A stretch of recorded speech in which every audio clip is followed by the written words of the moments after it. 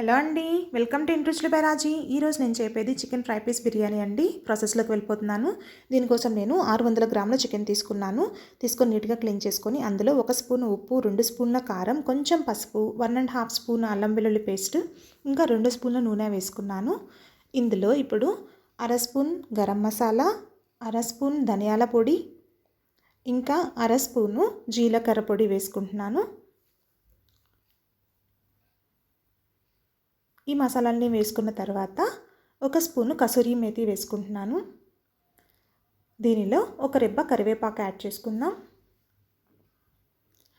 ఇవన్నీ వేసుకొని చికెన్ మొత్తానికి మసాలానంతా పట్టించాలి. ఇలా నీట్గా మిక్స్ చేసేసుకోవాలి.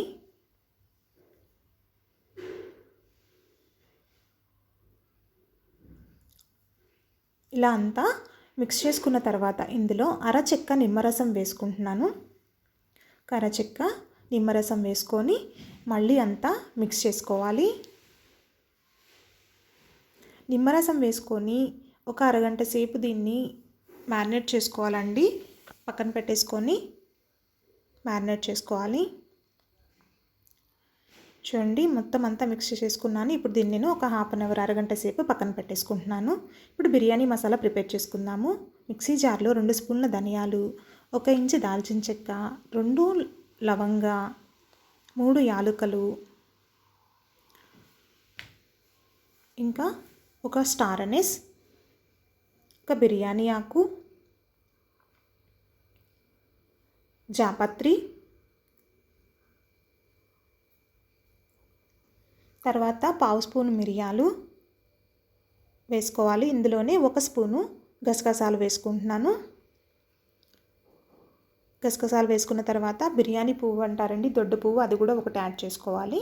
కొంచెం కసూరి మేతి, 1/2 స్పూను కసూరి మేతి, ఇంకా 8 జీడిపప్పు పలుకులు వేసుకొని మెత్తడి పౌడర్లా చేసుకోవాలండి. దీన్ని చూడండి, ఇలా మంచిగా పౌడర్లో ప్రిపేర్ చేసేసుకోవాలి. ఇది పక్కన పెట్టేసుకొని అదే మిక్సీ జార్లో 1 టమాటాను వేసుకొని ప్యూరీ చేసుకోవాలి.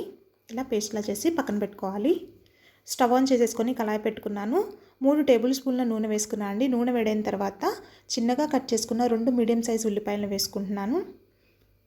ఇందులోనే 3 పచ్చిమిర్చి చిలికలు వేసుకొని గోల్డెన్ బ్రౌన్ అయ్యేంత వరకు ఫ్రై చేసుకోవాలి.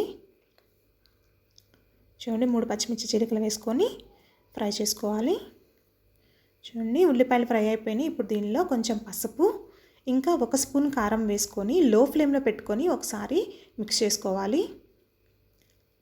తరువాత 2 స్పూన్ల పెరుగు వేసుకుంటున్నాను. పెరుగు వేసుకొని లో ఫ్లేమ్లో పెట్టుకొని మొత్తం మిక్స్ చేసుకోవాలండి. పెరుగు విరిగిపోకుండా ఉంటుంది అప్పుడే.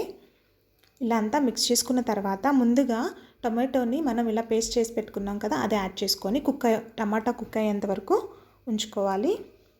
తర్వాత టమాటా మొత్తం కుక్ అయిన తర్వాత ముందుగా మనం చికెన్ని మ్యారినేట్ చేసి పెట్టుకున్నాం కదా, ఒక అరగంట సేపు, ఆ చికెన్ వేసేసుకొని మీడియం ఫ్లేమ్లో పెట్టుకొని ఇలా మిక్స్ చేసుకుంటూ కుక్ చేసుకోవాలి.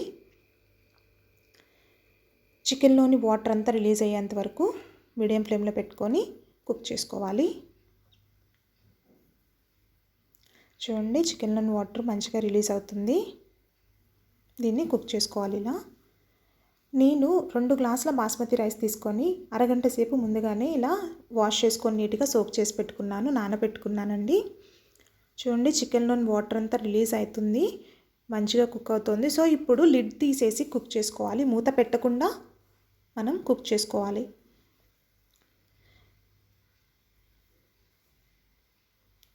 ఇలా మిక్స్ చేసుకుంటూ మధ్య మధ్యలో కుక్ చేసుకోవాలి. మూత పెట్టకుండా గ్రేవీ మొత్తం దగ్గర అయ్యేంత వరకు కుక్ చేసుకోవాలి. ఇంకొక స్టవ్ పైన మందపాటి గిన్నె తీసుకోవాలండి బిర్యానీ కోసం. కొంచెం దానిలో నేను 3 స్పూన్ల నూనె వేసుకున్నాను. బిర్యానీ మసాలాలన్నీ వేసేసుకుంటున్నాను. చెక్క, లవంగ, యాలుకలు, స్టార్ అనీస్, బిర్యానీ ఆకు, షాజీరా అన్నీ వేసుకున్న తర్వాత అవి కొంచెం ఫ్రై అయిన తర్వాత కొంచెం పుదీనా, కొత్తిమీర వేసుకొని ఫ్రై చేసుకుంటున్నాను. చూడండి, నేను ఈ గ్లాస్తో రైస్ తీసుకున్నాను, ఇదే గ్లాస్తో వాటర్ తీసుకుంటున్నాను. క్వాంటిటీ నేను 1కి 1.5 వాటర్ యాడ్ చేసుకోవాలి. 1 గ్లాస్ రైస్కి 1.5 వాటరు.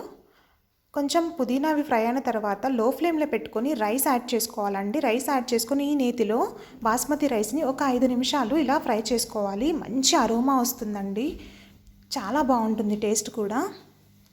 ఇలా మిక్స్ చేసుకుంటూ ఒక 5 మినిట్స్ ఫ్రై చేసుకున్న రైస్లో మనం ఒక గ్లాస్ రైస్కి 1.5 వాటర్ చొప్పున యాడ్ చేసుకుంటున్నాను.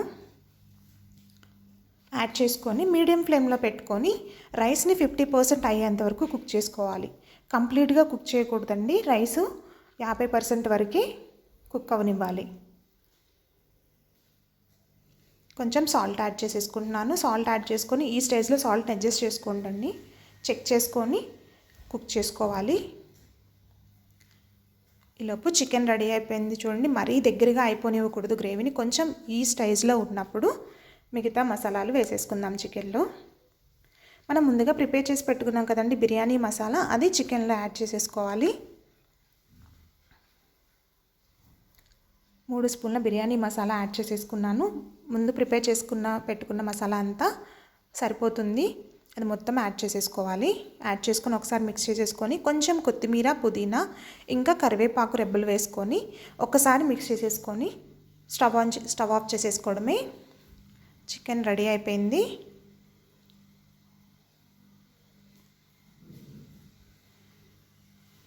ఇలా అంతా ఒకసారి మిక్స్ చేసేసుకొని చూడండి, గ్రేవీ మరీ లూజ్గా లేదు, అలా అని పూర్తిగా అయిపోలేదు. ఈ స్టేజ్లో మనం స్టవ్ ఆఫ్ చేసుకోవాలి. నేను ఈ జీడిపప్పులు కొంచెం నేతిలో ఫ్రై చేసి యాడ్ చేస్తుందండి, ఇది ఆప్షనల్.